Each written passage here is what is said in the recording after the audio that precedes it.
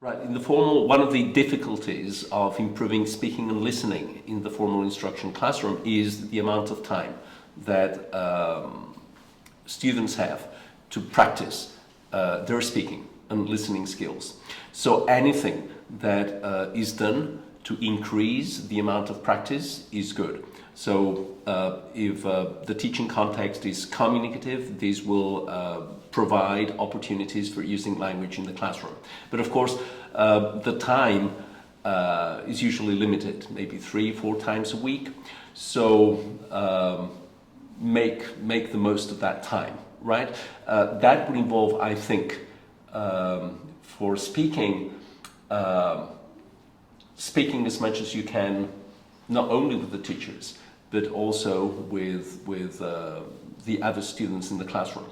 From the point of view of listening and pronunciation more specifically, I think it's a very good idea to actually develop an interest in observing language during classroom interaction.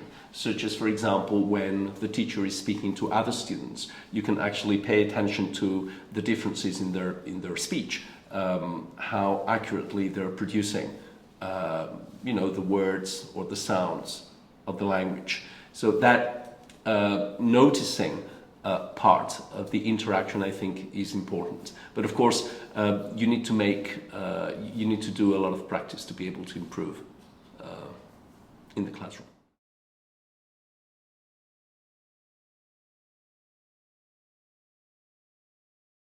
Well, I would say two things. First of all, try and use as much of the language as you can during class time.